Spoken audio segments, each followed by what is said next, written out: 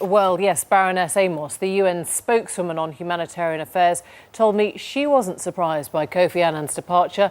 I asked if she saw it as an admission that he couldn't get the job done. I'm sure that he was hugely frustrated. Mediation is a very, very difficult thing to have to do. We have seen an international community that is not united on Syria. This makes it extraordinarily difficult to get to a point where the kinds of political things that we need to see to make sure that we have a ceasefire and then to have some kind of process that ends with the will of the Syrian people. This is a process that is lengthy, and you need a united international community to make it happen. And he's talked about the finger pointing and the name calling and the fact he didn't receive the support the cause deserved, and the fact that the international community was not united. I mean, that sounds like defeat. I don't think it's defeat. I think it's an admission that he has got as far as he can. He was very clear today that perhaps having someone else might help the process. Sometimes that happens, and he talked about the possibility of someone else being able to unite those in the region and unite the broader international community. Who would that be in your mind? That's not for me to say. As I said, the Secretary General of the United Nations with the Secretary General of the League of Arab States will look at this, and they will come up with names, and they will talk to people and come up with the right person to take this on. Do you empathise with what he's expressed today? You visited Syria, you were not made welcome. Where does that leave your next trip?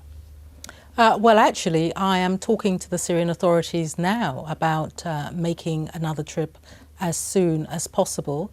My concerns have always been about the people who are caught up in this violence. And you've called very clearly for a humanitarian corridor. You won't get that without a resolution from the Security Council. I haven't, in fact, called for a humanitarian corridor. I've expressed my concerns that those who are calling for a humanitarian corridor or a safe zone do not appreciate that if you're going to call for that, you have to be able to make them secure.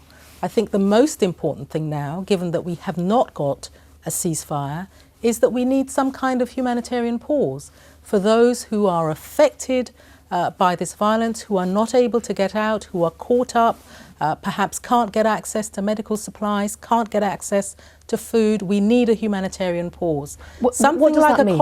Well, it means a stop in the fighting. Both sides agree to stop the fighting for a period of time so that, for example, the ICRC, the Syrian Arab Red Crescent and others can go in. But we've seen those calls for a ceasefire for the last 2 months. I mean, call it a pause, call it a ceasefire.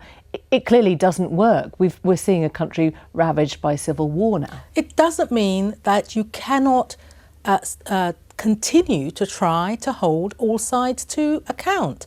You've got a government, you've got an opposition who have to appreciate and understand that the action that they are taking is having a serious impact on ordinary men, women and children. So the bottom line is, without the Security Council, what you're saying now is we can't do it with the Security Council, we have to find ways without them. Well, first of all, a ceasefire was called for in the 6-point plan, Kofi Annan's 6-point plan. It has not happened. In the absence of a permanent ceasefire, we have to have some kind of humanitarian pause because of what is happening to ordinary people on the ground. And this is now a long-term problem that needs a long-term solution. How long do you think this will go on for? This has been going on for more than a year. We know that these kinds of situations where you have civil conflict, where you have this kind of internal war can go on for a very, very long time. What would be your estimate? I don't have an estimate. The dialogue and discussion has to continue. We have to continue to try to get a diplomatic solution.